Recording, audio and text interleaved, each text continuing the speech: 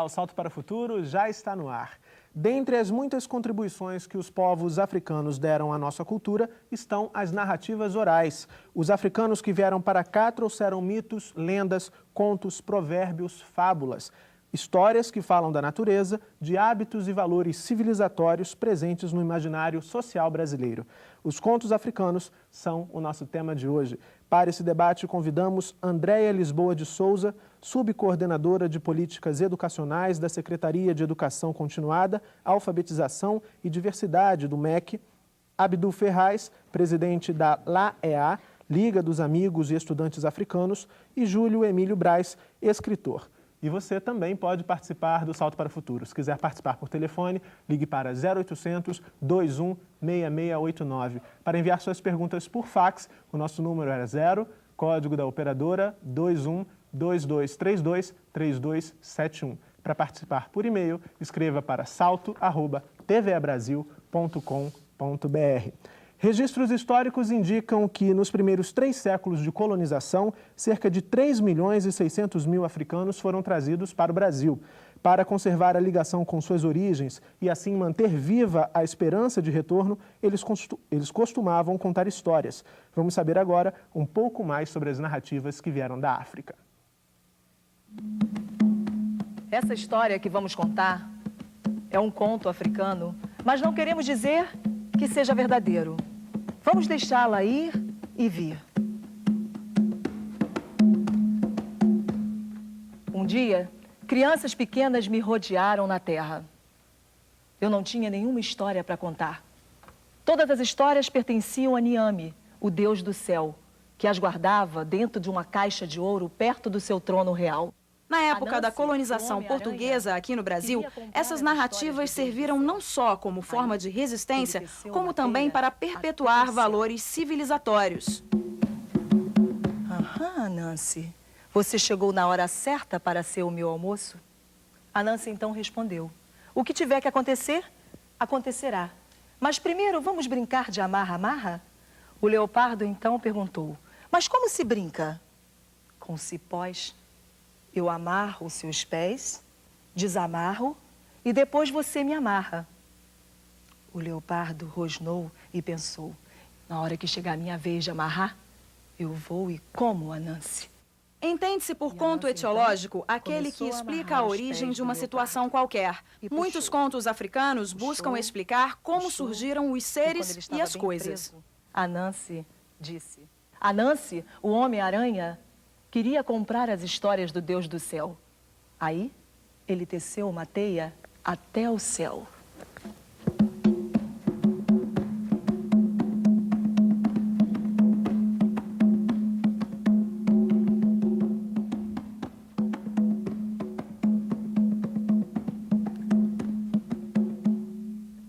Quando chegou lá, abaixou-se diante de Niame, o Deus do céu, e disse o que queria. Queria comprar as suas histórias. Em contos desse tipo, encontramos bichos que um dia falaram, foram reis, soldados, que se envolveram em aventuras e que se deixaram levar por paixões, e que, para atingir os objetivos, usam as mais diversas artimanhas. Os marimbondos, então, começaram a voar para dentro da cabaça e, imediatamente, a Nancy tapou. Depois, pegou a cabaça e disse: agora, Emboro, você está pronto para se encontrar com o Deus do céu?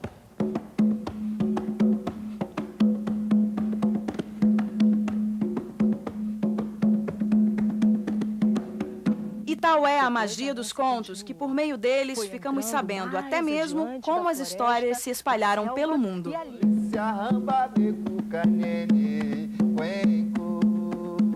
O Deus do céu abriu a caixa de ouro onde ficavam guardadas as histórias e, nesse momento, as histórias se espalharam por todos os cantos do mundo até chegar aqui.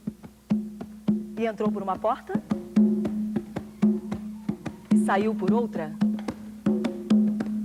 E quem quiser, que conte outra.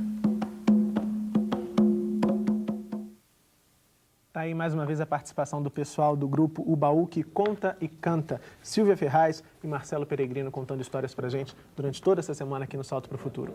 Bom, começando o programa de hoje, eu gostaria de agradecer aos nossos convidados pela participação, começando por Andréa Lisboa, pesquisadora da cultura afro-brasileira em materiais didáticos pedagógicos na Faculdade de Educação da Universidade de São Paulo.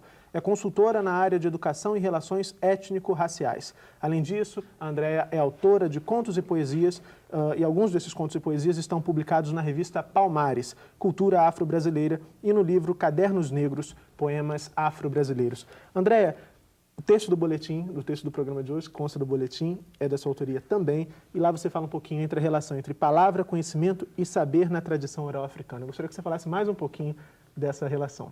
Bom, meu olá a todos e todas que estão aqui nos assistindo.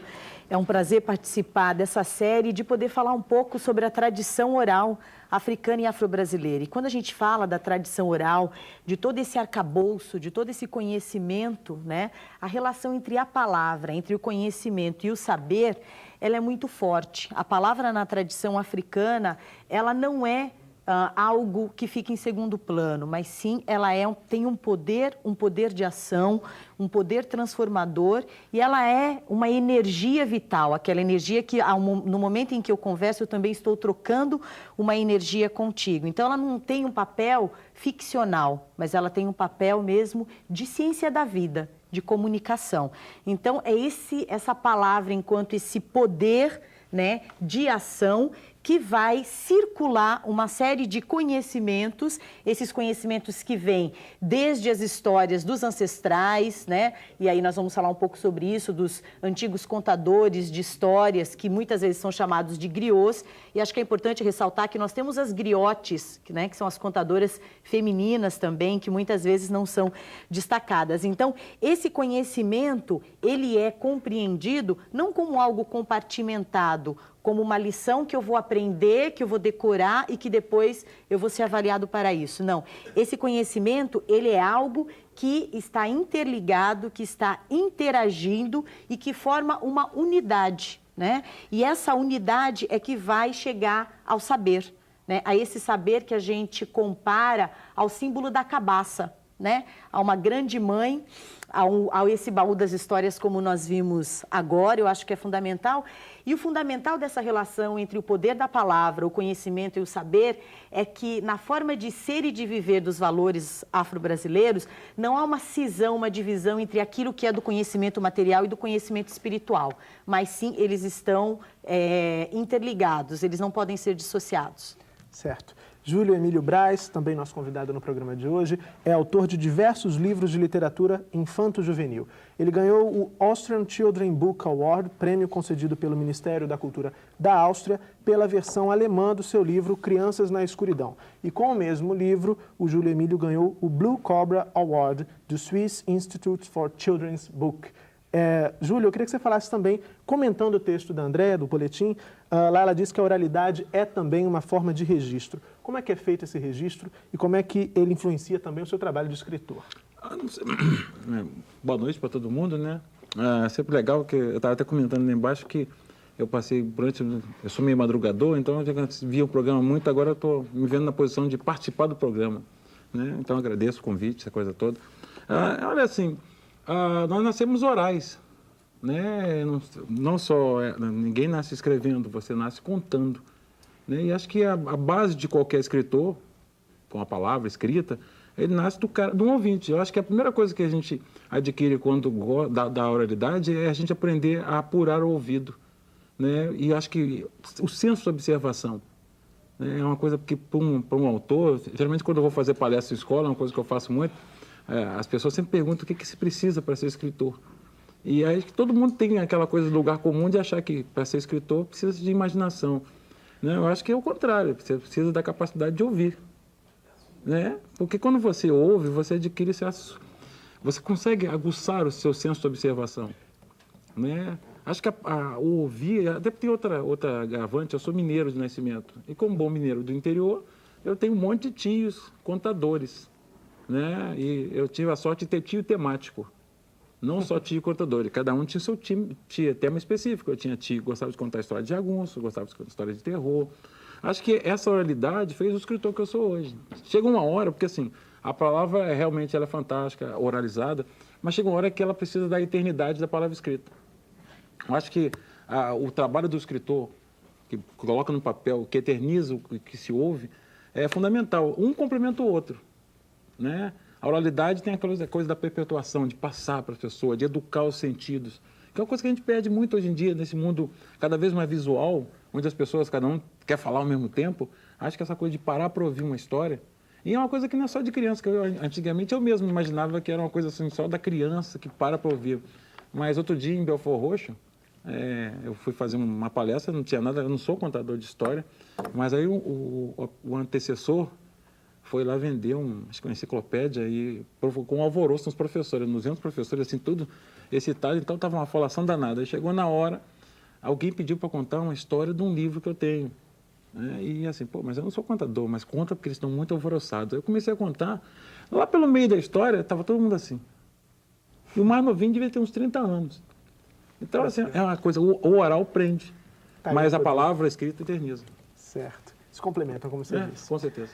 Abdu Ferraz, nosso terceiro convidado no programa de hoje, é escritor, poeta, compositor e contador de histórias angolanas e congolesas. Fundou a Liga dos Amigos e Estudantes Africanos, uma instituição protagonista do programa Laços Étnicos Culturais em São Paulo, que é conveniada à Secretaria Municipal da Educação de São Paulo, onde atende mais de 8.000 crianças por mês. Além disso, Abdu também é pesquisador das tradições orais e produtor cultural. Abdu, quais as principais características dos contos de origem africana? Bom, os contos, aliás, antes de mais, quero agradecer o convite de aqui estar e também, certamente, quem nos esteja escutando. Então, sou grato a esse público que faz hoje aqui os nossos ouvintes. Bom, as características dos contos africanos, eles são, num primeiro plano, institucionais e não institucionais. Os contos institucionais requerem circunstâncias propícias que devam ser narradas. Neste caso, o que nós acabamos de escutar, ela tem mais característica de contos institucionais. São contos que esbarram no espaço teológico. Isto é, o que mais se tem hoje em dia no Brasil são os contos institucionais, que sobreviveram nos terreiros. Agora, o conto profano, aquele que pode ser contado onde e quando se quer contar, esse tem N outras características. Destas, quero me atentar aqui, me deter um pouco aos contos não institucionais. Eu, no meu caso, como presidente da Liga e como um dos coordenadores do programa Laços Étnicos, no nosso trabalho direto com os contos nas escolas, a gente tem buscado, primeiro, identificar esse aspecto do contador de história, que é muito propagado fora do continente. De fato, nós na África temos o contar história, é além apenas da prática de escutar ou de um narrar e o outro escutar. Por nós não termos desenvolvido a academia platônica, de qual surge o letramento que hoje nós temos, esse modelo de educação que se tem, o conto ele carrega valores e princípios que nos permitem sobreviver naquelas circunstâncias, naquelas na África ou fora dela. Elas nos humanizam. Então, quando escutamos o conto, é equivalente a uma criança que vai para a escola para aprender. Tem o mesmo valor. Aqui o meu colega falava de que o processo de eternizar a fala, ela só me apresentava que parece que está vinculada à escrita. Ali, nesse caso, discordo um pouquinho, porque nós que viemos de tradições orais, o que o meu avô me disse está eternizado. Certamente o meu filho dirá aos meus bisnetos. E também um exemplo disso é a Bíblia, que foi escrita 100 anos depois. Quer dizer, a fala de Jesus só foi registrada 100 anos depois. Então ela passou pela tradição oral. E hoje muita gente diz que aquela fala que está ali é fiel. Tá certo. Já temos a primeira participação por telefone no programa de hoje. É a vez da Maria José falar com a gente. Tudo bom, Maria José? Tudo bom. Sou Maria José Barreto, do Teleposto de Bacabal, Maranhão. O texto afirma que os contos orais escritos afro-brasileiros são marcas das experiências humanas de um povo ao longo dos tempos. De que forma isto ajuda no resgate cultural do povo afrodescendente e como trabalhar essa questão em sala de aula? Boa noite, obrigada. Obrigado, Maria José, pela sua participação mais uma vez aqui no Salto para o Futuro. André, ela faz uma referência ao seu texto. De que forma essas características dos contos africanos podem ser utilizadas aí nesse resgate que a Maria José pretende fazer? Eu acho que fundamental quando a gente pergunta, né? Acho que não tem fórmulas, mas eu acho que o fundamental é conhecer um pouco. Primeiro eu tenho que conhecer as histórias, sejam as que estão escritas, sejam as que são contadas, como o Abdu dizia aqui, né? Então, livros como esse, O Baú das Histórias, né? Livro como esse daqui, Os Sete Novelos, eu acho que são pontos, né? Livros que podem servir como ponto de partida para... Tem um outro que seria As Tranças de Bintu, né? Que é um conto também de uma escritora africana. Então, eu acho que um primeiro momento é conhecer essas histórias. Então, nós, professores, educadores, nós temos que ver o acervo da biblioteca, o que tem e o que não tem, né? Hoje as editoras têm publicado um número maior de livros, não é o suficiente. Então, a partir do momento que eu tive contato com essas narrativas, eu posso utilizar outros recursos audiovisuais. Por exemplo, um vídeo Kirikou e a Feiticeira, que é uma adaptação de um conto africano para o desenho, né? Para a linguagem do desenho animado. Que eu acho importante fazer essa interface entre esses materiais. Num terceiro momento, é resgatar quais são as histórias dos alunos, quais são as histórias dos pais, dos avós desses alunos, quais são as histórias da comunidade, quais são as histórias dos professores, porque não tem como eu contar histórias se eu não ouço histórias e se eu não fizer essa troca, né? No momento em que eu escuto, mas também tem o momento em que eu vou contar as minhas histórias. Então, eu acho que essas são algumas alternativas. E eu acho que o espaço educacional, contar histórias, não pode se restringir somente para as crianças, né? Acho que as pessoas costumam delimitar, né? Não é para criança, acho que contar história, ela tem que ser contada para os jovens. Acho que a juventude hoje, ao ouvir as histórias, ela pode ressignificar os seus espaços, a sua sociabilidade. Eu acho que os adultos, na reunião de pais e mestres, né?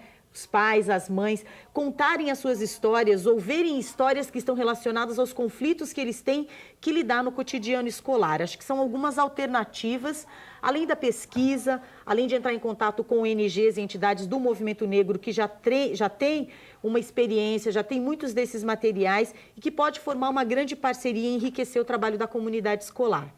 Tá certo. Você sabe o que é um griot? De acordo com os costumes africanos, um griot é um guardião da tradição oral, uma pessoa que tem como ofício guardar e ensinar a memória cultural na comunidade. Depois do intervalo, vamos conhecer a Companhia de Jovens Griots, que fica aqui no Rio de Janeiro. A gente volta já.